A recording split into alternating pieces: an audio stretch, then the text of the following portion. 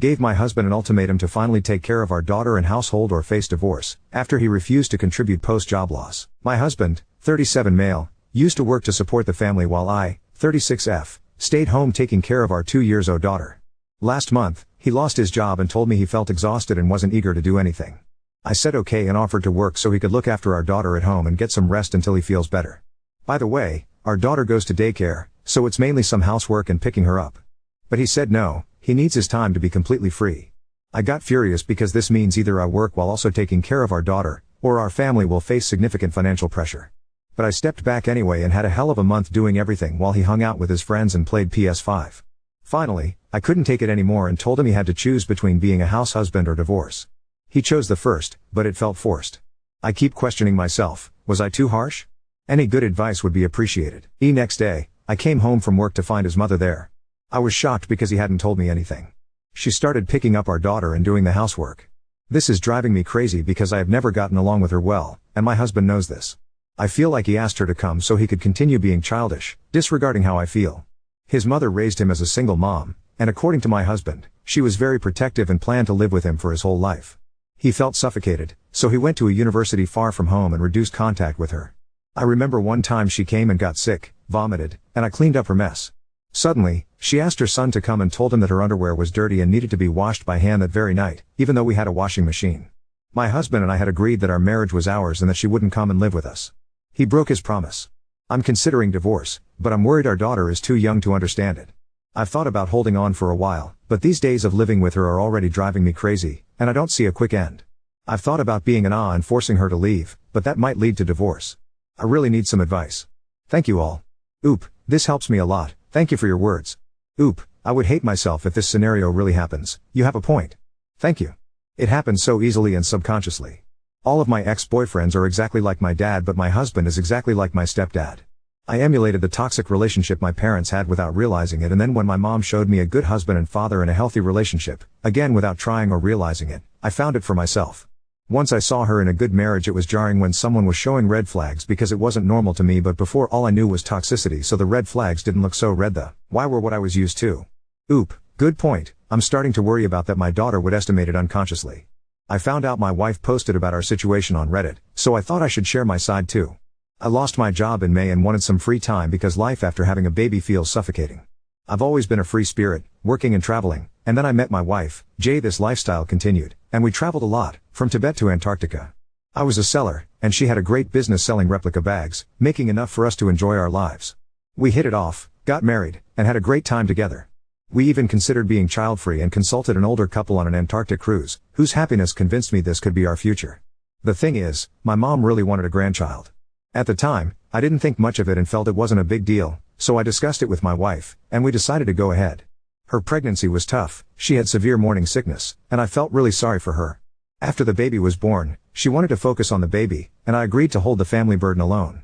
Life then became all about work, with no more traveling or other interesting stuff.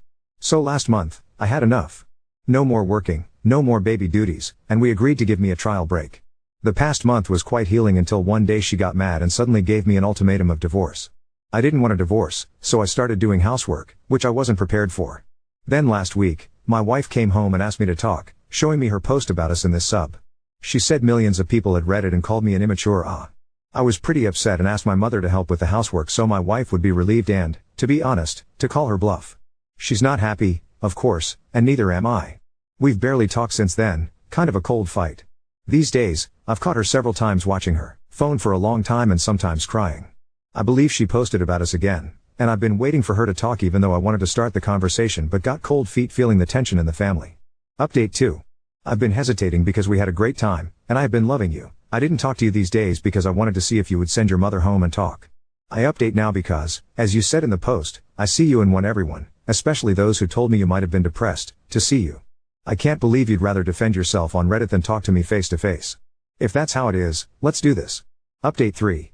After my last post, I was in a weird state. I felt trapped in a limbo where talking to my husband seemed futile, but the thought of divorce felt like an invisible hand was squeezing my throat, making me hard to breathe. I decided to make an appointment with my psychologist, who has known my childhood and understands my background, including my adoption and family dynamics. Yes, I am adopted. Although my adoptive parents treated me very well, I generally don't like to talk about it. Before I had my child, I specifically consulted the psychologist because I was afraid that my unresolved issues might unconsciously affect my daughter. So, during our conversation, she pointed out that the child in me desperately longs for my biological parents, while the love from my adoptive parents makes me reject this idea. As a result, I am obsessed with maintaining the ideal biological family that I never had. This insight resonated deeply, making me realize why I had delayed taking decisive action for so long. After our session, I felt a strong urge to speak with an attorney about divorce. I wanted to prioritize my daughter's future over my illusory family unity. I gave the attorney all the necessary information and expressed my desire for a quick resolution. She informed me that the process could be completed in as little as a week if my husband agreed to cooperate, although it might take longer otherwise. She recommended that I discuss the matter with him to facilitate the process. So I have been planning in my mind to choose a day to confront him. During this period of hesitation, I came home one day to find that my mother-in-law had left. My husband had prepared dinner and apologized for his behavior. He admitted to being childish and expressed deep regret for his actions, acknowledging the negative feedback he received on Reddit. Realizing that so many people found his behavior unacceptable, he understood that he had been in the wrong. I reiterated that divorce might be the best option as I couldn't see a way forward together. In response, he handed me a letter taking full responsibility for the problems in our marriage and admitting his mistakes. He asked for one final chance to prove himself as a good husband and father, promising that if he failed, I could use the letter to proceed with the divorce at any time. After much hesitation, I agreed to give him this last chance and informed my attorney to hold off on the divorce proceedings for now. Although my attorney mentioned that the letter had no legal standing, she assured me she could handle the situation with or without it. For now, I'm cautiously optimistic, willing to see if my husband's efforts will lead to genuine change.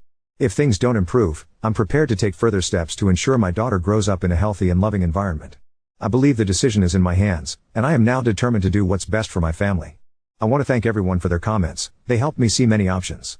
I especially appreciate those who shared their life experiences, providing me with the strength to take action.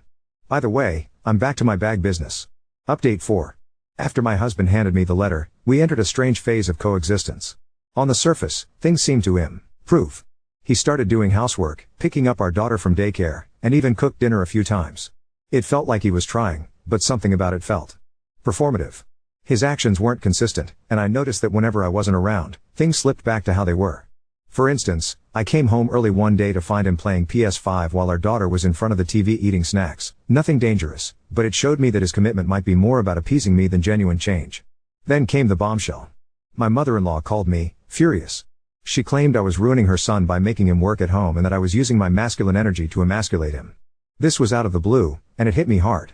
I asked her why she thought it was okay to meddle in our marriage, and she replied, "He's my son first, your husband second." That sentence lingered in my mind for days. It made me realize just how enmeshed their relationship still is and how much influence she has over him, even when she's not physically present. During this time, I went back to therapy, which has been a godsend. My therapist reminded me that I can't control my husband's relationship with his mother, but I can control how much I allow it to impact my life and my daughter's future. That was the clarity I needed. A few days later, I sat down with my husband for a serious conversation. I told him that his efforts, while appreciated, didn't feel sustainable or genuine. I also brought up his mother's comments and explained how her involvement was a deal-breaker for me. To my surprise, he didn't argue. Instead, he admitted that he felt torn between being the man I needed him to be and the son his mother expected him to be. He said he'd been using the letter as a way to buy time because he didn't know how to actually change. This honesty was refreshing, but it also broke my heart. I realized he wasn't ready to grow up, not for me, not for our daughter, and not even for himself. That was the moment I knew I had to let go. I contacted my attorney the next day and told her to proceed with the divorce. This time, I didn't hesitate. When I told my husband, he looked stunned but didn't fight it. He said he kind of expected it and asked if we could keep things amicable for our daughter. I agreed, and we've started the process of separating our lives. As for my daughter, I've decided to move closer to my adoptive parents, who have been incredibly supportive throughout this ordeal. I want her to grow up in a stable environment surrounded by love, not tension. My bag business is thriving again, and it's given me a sense of independence and purpose that I haven't felt in years. This isn't the ending I envisioned when I married my husband, but it's the one I need to prioritize my well-being and my daughter's future. I've learned that love alone isn't enough. It takes mutual respect, effort, and a willingness to grow together. Without those things, even the strongest love can crumble. Update 5. It's been a few months since I made the decision to divorce, and I can honestly say I feel like a weight has been lifted off my shoulders. Life hasn't been easy, change never is, but it's been a lot less exhausting. The first few weeks after the separation were filled with a whirlwind of emotions. There were times when I second-guessed myself, wondering if I made the right choice. The guilt would creep in, especially when I thought about our daughter and how she'd be affected. I didn't want to be the kind of mom who made her child grow up in a broken home, but I also didn't want to raise her in an environment where love was overshadowed by dysfunction. At first, my ex-husband and I tried to keep things cordial for our daughter's sake. We agreed on joint custody and established a schedule that worked for both of us. He moved into a small apartment close by, and I stayed with my parents. The first time he came to pick up our daughter, I saw a glimpse of the man I thought he could be. He was trying, genuinely trying, to be a good father, even if I wasn't sure he'd ever be the partner I needed. As the weeks went on, things started to settle into a new rhythm. I focused on my business, which has been growing faster than I ever anticipated. I'm not going to lie, it feels good to be thriving again. I remember those nights when I was so drained, wondering how I could ever find the energy to rebuild myself. But I did, and I'm stronger for it. My daughter is adjusting too. She loves spending time with her dad, and she's also bonding even more with my adoptive parents, who have been a constant support.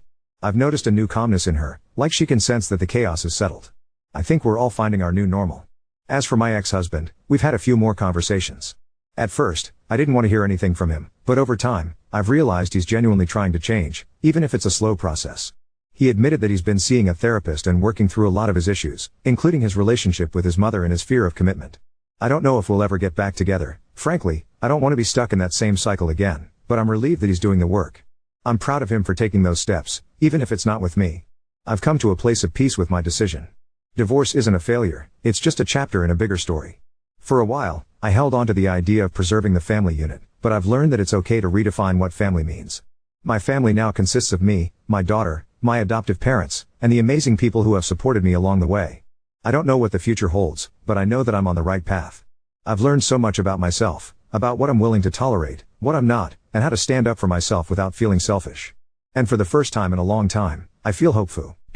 I can't predict where life will take me, but I'm ready for whatever comes next. Thank you to everyone who's followed my journey and offered advice and encouragement. It's meant the world to me. Now on to second story. Refused my roommate's boyfriend's ridiculous roommate test demands. Now she's threatening to replace me with someone more supportive. I, 19F, live with my roommate, let's call her Ashley, 20F, in a small 2-bedroom apartment. We've been friends since high school and decided to split rent when we both started college. Things were fine at first, but then she started dating Jake, 22M. At first, he was over just a couple of nights a week, which I didn't mind. But over the past few months, he's basically moved in, eating our food, using our stuff, and not contributing a single dime to rent or bills. I finally had enough and told Ashley that Jake either needed to start paying his share or stop practically living here. She apologized and said she'd talk to him. I thought that was the end of it. Fast forward to last week. I was getting ready to head out to a late-night study group when Jake cornered me in the kitchen. He told me he wanted to test me to see if I'd be a good person to live with full-time. I was confused and asked what he meant. He said that if I wanted him to pay rent, I had to prove I was roommate material by showing I could handle sharing the space with someone like him.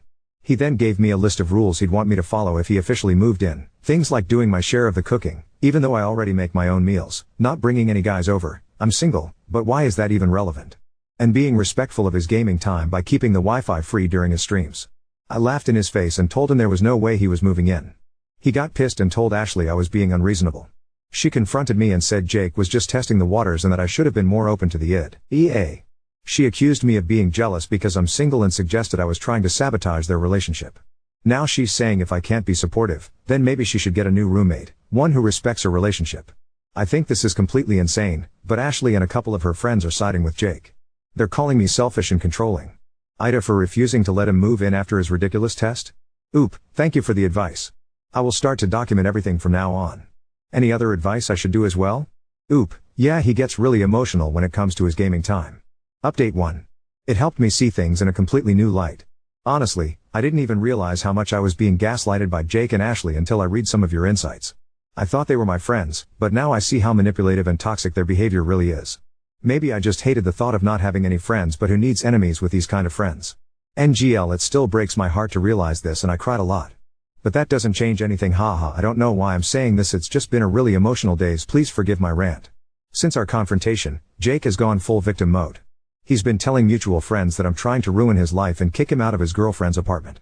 Let me remind you, this man doesn't pay rent or contribute to any bills, so calling it his girlfriend's apartment is already laughable. He's been painting me as some controlling, jealous monster who can't handle his straightforward personality. Meanwhile, Ashley is eating it up and defending him, saying I'm overreacting and causing unnecessary drama.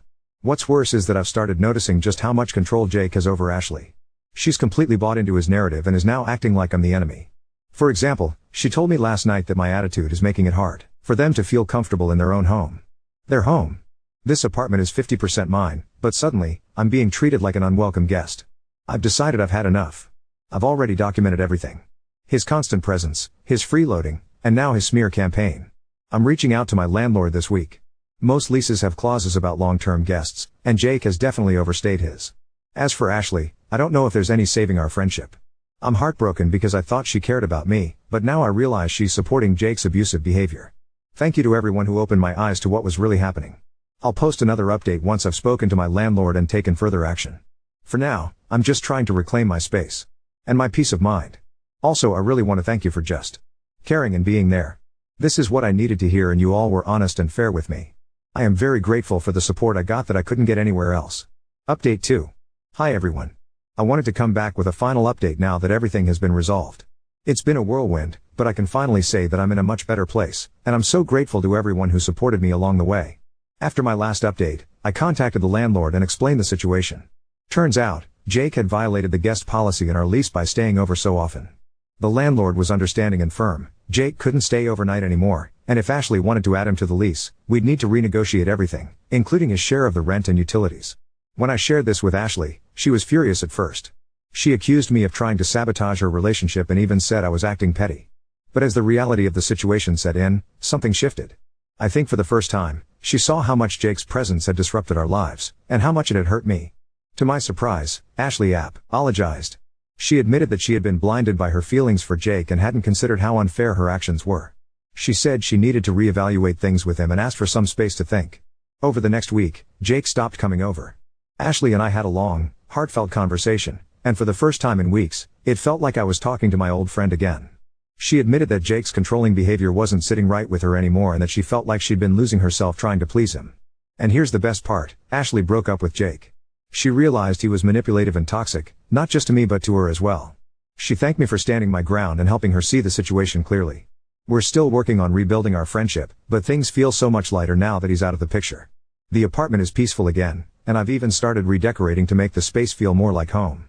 Ashley and I are taking things one day at a time, but we've both agreed to prioritize communication and respect moving forward. I know not every story ends this way, but I'm so grateful mine did. Thank you to everyone who encouraged me to stand up for myself. It made all the difference.